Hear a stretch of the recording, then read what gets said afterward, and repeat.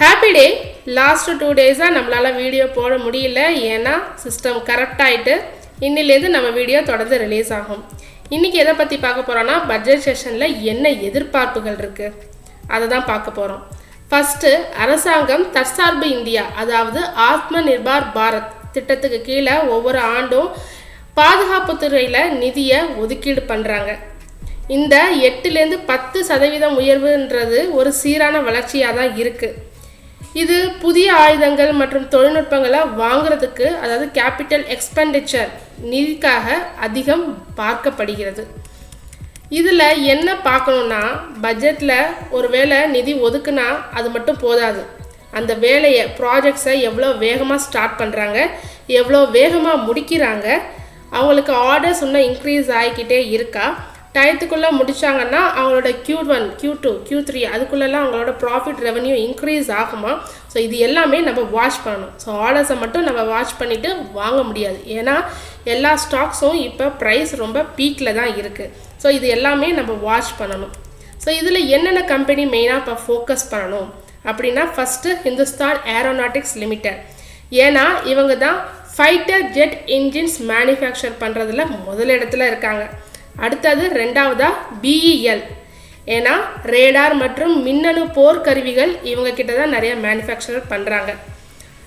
மூணாவதாக Mazagon dock, building new submarines, அதாவது நீர்மூழ்கி கப்பல்கள் தயாரிப்பு, புதிய தயாரிப்புகள் எல்லாமே இவங்க கிட்ட தான் நிறையா வருது ஆர்டர்ஸ். அடுத்ததாக கனரக ஆயுதங்கள், அப்புறம் பீரங்கி தயாரிப்பு, இது எல்லாத்துக்குமே L&T அண்ட் பாரத் ஃபோர்ஜ், இதெல்லாம் நம்ம வாட்ச் பண்ணணும். இந்த ஸ்டாக்ஸ் எல்லாம் நாளைக்கு நம்ம வாட்ச் பண்ணணும். அப்படி டிஃபென்ஸ் செக்டாரில் 8-10% ஒதுக்கீடு பண்ணாங்கன்னா இதெல்லாம் நம்ம வாட்ச் பண்ணணும், யார் யாருக்கெல்லாம் ஆர்டர்ஸ் போகுதுன்னு. நான் ஆல்ரெடி சொன்ன மாரி பங்கோட விலை ஏற்கனவே ஏறி இருக்கு. ஸோ அதாவது பட்ஜெட்டில் நல்ல செய்தி வரும்னு எதிர்பார்த்து மக்கள் ஏற்கனவே வாங்கியிருந்தாலும் வாங்கியிருப்பாங்க. பட்ஜெட்டில் அப்படி மிகப்பெரிய ஆச்சரியம் எதுவும் இல்லைன்னா இந்த பங்கோட விலை குறையவும் வாய்ப்பு இருக்குது. அதனால் கொஞ்சம் கேர்ஃபுல்லாக தான் நீங்கள் வாட்ச் பண்ணணும். அடுத்ததாக என்ன எதிர்பார்ப்பு இருக்குன்னா, கமாடிட்டி மார்க்கெட்டில் ஒரு பெரிய வால்டிலிட்டி தெரியுது.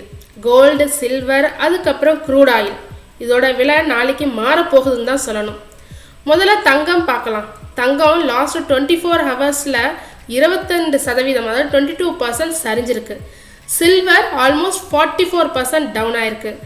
ரிசல்ட்ஸ்னு பார்த்தா இன்வெஸ்டர்ஸ் ஒரு ப்ராஃபிட் புக்கிங் பண்ணியிருக்காங்க.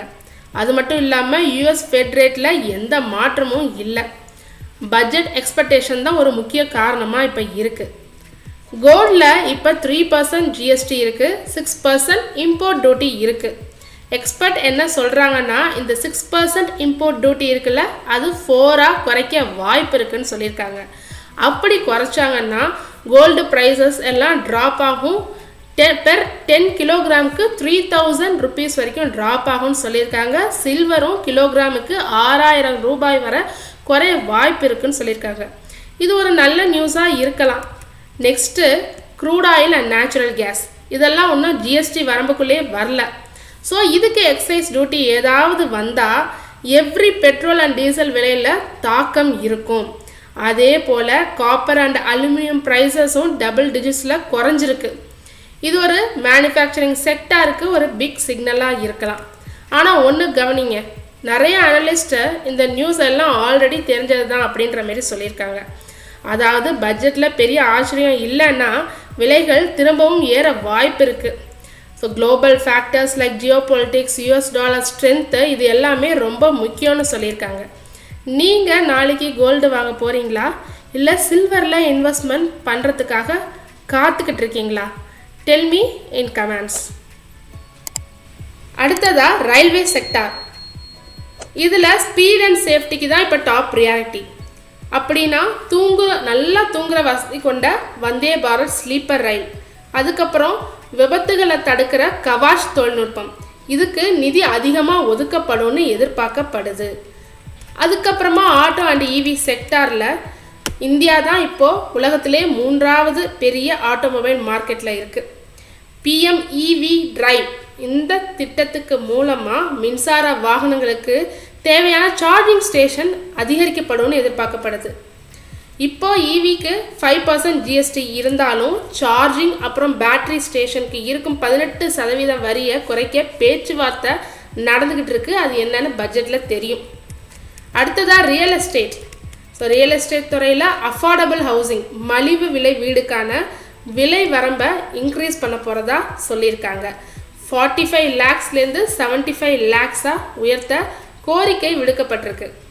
அது மட்டும் இல்லாமல் வீட்டு கடன் வட்டி அது மீதான வரி விலக்க, அதாவது டேக்ஸ் டிடக்ஷனை 2 லட்சத்துலேருந்து 5 லட்சமாக உயர்த்தினால் நம்மளை மாரி நடுத்தர மக்களுக்கு பெரிய லாபமாக தான் இருக்கும்.